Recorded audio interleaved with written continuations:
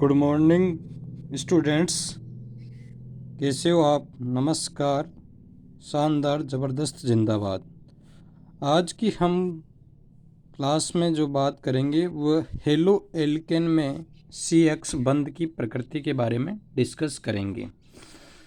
तो इंग्लिश में बोलते हैं nature of CX bond in alkyl halide या हेलो एल्केन्स। तो सबसे पहले आपको बेसिक नॉलेज ये पता होना चाहिए कि व्हाट इज हेलो एल्केन। तो हेलो एल्केन में क्या होता है कि अपने पास जो एल्किल ग्रुप हैं, जैसे मिथाइल हो गया, ये किसी हेलोजन एटम से अटैच होगा। अब यहाँ पर कार्बन और हेलोजन CX बॉन्ड की बात हम करने वाले हैं।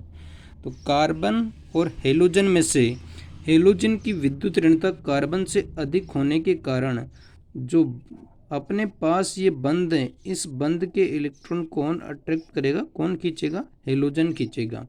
यहाँ पर जो ये बंध हैं ये किस टाइप का है, ये बंध अपने पास सहसंयोजक बंध है।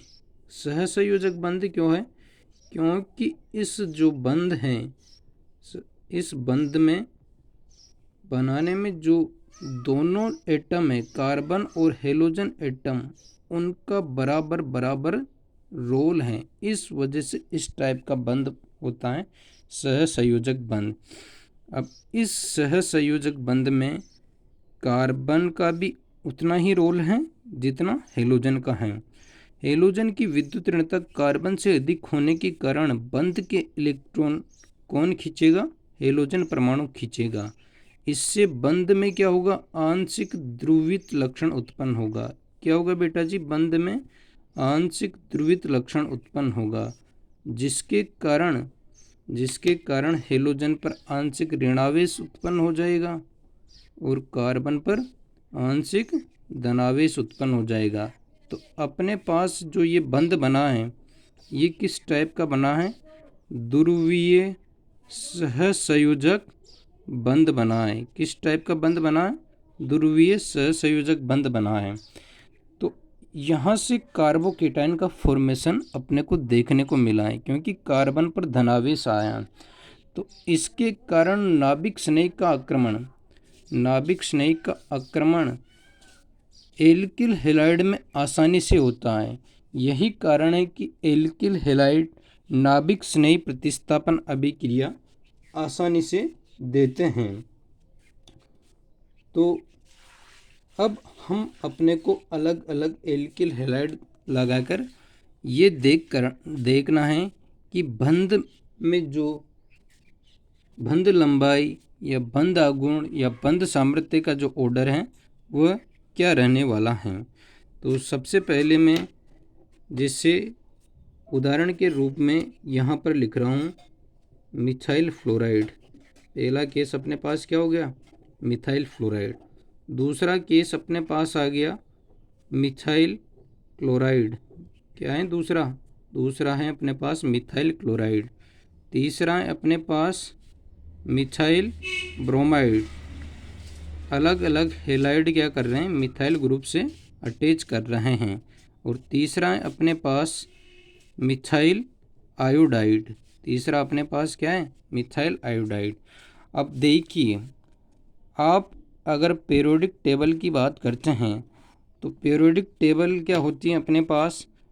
पीरियोडिक टेबल में फ्लोरीन, क्लोरीन, ब्रोमीन, आयोडीन और एस्टाटाइन, ये अपने पास हेलोजन एटम है। हेलोजन एटम का वर्ग है, मतलब हेलोजन वर्ग है। तो ऊपर से नीचे आने पर क्या होगा? ऊपर से नीचे आने पर आकार बढ़ेगा। तो आयोडीन का आकार ब्रोमीन, क्लोरीन और फ्लोरीन से सबसे ज़्यादा होगा। अब किसी भी बॉन्ड के बड़े आकार की चीज़ अगर लटक रही है तो उस बॉन्ड में टेंशन सबसे ज़्यादा होगा। बॉन्ड में टेंशन सबसे ज़्यादा होने के कारण वह जो बंध हैं वो सबसे कमज़ोर होगा, मतलब वो आसानी से टूट जाएगा। इस कारण उस बंध की लंबाई सबसे अधिक होगी। तो बंध लंबाई का जो क्रम है वो क्या रहेगा? बंध लंबाई का जो ऑर्डर है वह सबसे ज़्यादा किस में रहेगा? सबसे ज़्यादा रहेगा CH3I में। तो सबसे कम रहेगा अपने पास बंध लंबाई CH3A, उसके बाद CH3Cl, उसके बाद CH3Br और सबसे ज़्यादा CH3I ये रहेगा। और बंध सामर्थ्य इसका क्या हो जाएगा, रिवर्स हो जाएगा। बंध सामर्थ्य की बात करें या बॉन्ड स्ट्रेंथ की बात करें तो बॉन्ड स्ट्रेंथ फ्लोरीन की सबसे ज़्यादा होगी, क्योंकि फ्लोरीन की विद्युत ऋणता सबसे अधिक है तो क्या होगा, वो बंध के इलेक्ट्रॉनों को खींचकर रखेगा, मतलब वो बॉन्ड का क्लीवेज आसानी से नहीं होने देगा। अब एक चीज़ और आती है द्विध्रुव आघूर्ण। क्या होता है द्विध्रुव आघूर्ण, डाइपोल मोमेंट। 11th क्लास में आपने पढ़ा है कि द्विध्रुव आघूर्ण होता है, उसकी जो इकाई है वो क्या होती है, डीबाई होती है। तो द्विध्रुव आघूर्ण को किस में मापते हैं, डीबाई में मापते हैं। अब द्विध्रुव आघूर्ण में भी ये आपको नॉलेज पता होना चाहिए कि जो द्विध्रुव आघूर्ण की दिशा है वो किस टाइप से होती है। तो द्विध्रुव आघूर्ण की जो दिशा है सदिश राशि है, तो उसका जो होगा वो कम इलेक्ट्रॉन नेगेटिव से अधिक इलेक्ट्रॉन नेगेटिव तत्व की ओर होगा, कम इलेक्ट्रॉन नेगेटिव से अधिक इलेक्ट्रॉन नेगेटिव तत्व की तरह होगा उसकी दिशा। तो यहाँ पर देखो कार्बन और फ्लोरीन में से ये कम विद्युत ऋणी है और फ्लोरीन अधिक विद्युत ऋणी है, तो यहाँ दिशा ऐसी होगी। इस वाले केस में भी दिशा क्या होगी, ऊपर होगी ना, अपने पास यहाँ नेगेटिव आएगा तो ऊपर होगी, इसमें भी ऊपर होगी, अब फ्लोरीन क्लोरीन में से अपने को देखना है किसका द्विध्रुव आघूर्ण है। तो प्रैक्टिकल रूप से यह पाया गया है कि मिथाइल फ्लोराइड का द्विध्रुव आघूर्ण मिथाइल क्लोराइड से क्या होगा, कम ही रहेगा। तो सबसे ज़्यादा जो द्विध्रुव आघूर्ण है वो देखा जाए तो मिथाइल क्लोराइड का है, उसके बाद है मिथाइल फ्लोराइड का, उसके बाद है अपने पास मिथाइल ब्रोमाइड का और सबसे कम है मिथाइल आयोडाइड का। तो ये द्विध्रुव आघूर्ण का क्रम रहेगा। तो यहाँ पर ये तीनों चीज़ आपको क्लियर होनी चाहिए। अब हम बात कर लिए हेलो एल्केन में, अब हम बात करेंगे हेलो एरिन में CX बंध की प्रकृति। तो नेक्स्ट है अपने पास हेलो एरिन। हेलो एरिन में क्या होगा, हेलोजन परमाणु बेंजीन वलय से अटैच रहेगा। तो बेंजीन वलय से अटैच रहेगा तो कुछ ऐसा डायग्राम अपने को देखने को मिलेगा कि जब ये अपने पास बेंजीन वलय हो गई, बेंजीन वलय का मतलब है डबल सिंगल डबल बॉन्ड एकांतर क्रम में हो गए, और यहाँ पर कोई हेलोजन जोड़ दिया मैंने, जैसे क्लोरीन जोड़ दिया। अब क्लोरीन के जो आउटर सेल हैं, बाह्यतम कोश है, उसमें कितने इलेक्ट्रॉन होते हैं दोस्तों, उसके बाह्यतम कोश में 7 इलेक्ट्रॉन होते हैं। तो 6 इलेक्ट्रॉन तो ऐसे 3 लोन पेयर के रूप में अपने पास पड़े हैं, और जो 1 इलेक्ट्रॉन है वो कार्बन के साथ बॉन्ड बनाने में ख़त्म हो रहा है। तो यहाँ पर लोन पेयर सिंगल बॉन्ड और डबल बॉन्ड एकांतर क्रम में है, कॉन्जुगेशन में है। अतः यहाँ पर क्या होगा, अनुनाद होगा। तो अनुनाद में क्या होगा, देखते हैं अनुनाद में क्या होगा। यहाँ पर ये लोन पेयर यहाँ पर जाएगा तो यहाँ पर डबल बॉन्ड का फॉर्मेशन करेगा। जैसे यहाँ पर डबल बॉन्ड का फॉर्मेशन होता है तो इस कार्बन की संयोजकता 4 से ज़्यादा हो जाती है, तो बंध के इलेक्ट्रॉन टूटकर ऑर्थो स्थिति पर चले जाएंगे, जिससे ऑर्थो स्थिति पर क्या होगा, ऑर्थो स्थिति पर पार्शियली नेगेटिव चार्ज डेवलप होगा। तो जो दूसरा रेजोनेटिंग स्ट्रक्चर बनेगा वो अपने पास ऐसा कुछ बनेगा, जहाँ से इलेक्ट्रॉन गए वहाँ पर पॉजिटिव चार्ज और जहाँ पर इलेक्ट्रॉन शिफ्ट हुए वहाँ पर नेगेटिव चार्ज, बाकी बेंजीन रिंग में एज इट इज ऐसा का ऐसा हो जाएगा। अब यहाँ पर negative single bond double bond conjugation में तो वापस ब्रदर रेजोनेंस होगा तो कुछ तीसरा अनुनादी संरचनाएं वो अपने को ऐसे देखने को मिलेगी। इसमें क्या होगा, पैरा स्थिति पर इलेक्ट्रॉन घनत्व बढ़ जाएगा। पहली जो स्थिति थी उसमें क्या हुआ था, ऑर्थो स्थिति पर इलेक्ट्रॉन घनत्व बढ़ गया, और दूसरी स्थिति पर क्या हुआ है, पैरा स्थिति पर इलेक्ट्रॉन घनत्व बढ़ गया।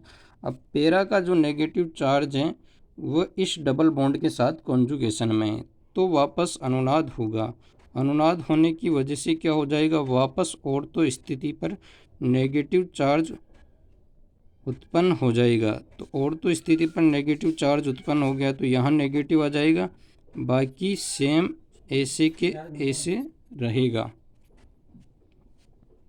अब क्या होगा, जो ये नेगेटिव चार्ज हैं ये भी कॉन्जुगेशन में है, तो ये वापस ऐसे क्या करेगा, संयुग्मन करेगा।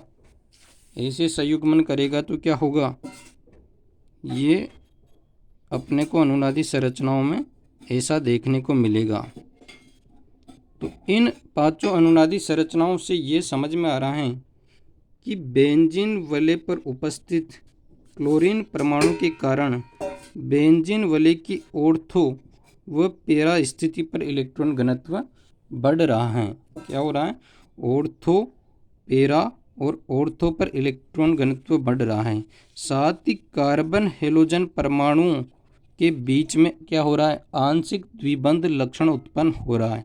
इस कारण यहाँ पर जो इलेक्ट्रॉन स्नेही, यहाँ पर क्या होगा, इलेक्ट्रॉन स्नेही प्रतिस्थापन अभिक्रिया आसानी से होगी। क्या होगी, इलेक्ट्रॉन स्नेही प्रतिस्थापन अभिक्रियाएं आसानी से होगी। Electrophile substitution reaction can be possible easily, और न्यूक्लियोफाइल सब्स्टिट्यूशंस आसानी से नहीं होगा। नाभिक स्नेही प्रतिस्थापन अभिक्रिया आसानी से नहीं होगा, क्योंकि कार्बन हेलोजन के बीच में आंशिक द्विबंध लक्षण उत्पन्न हो रहा है, जो इस डबल बॉन्ड को तोड़ना क्या है, मुश्किल है।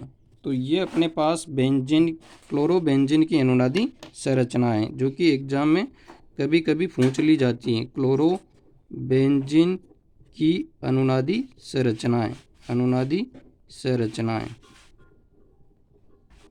तो दोस्तों आज की क्लास में हम बस इतना ही देखेंगे। अब नेक्स्ट क्लास में हम रासायनिक अभिक्रियाओं की बात करेंगे। तो थैंक यू।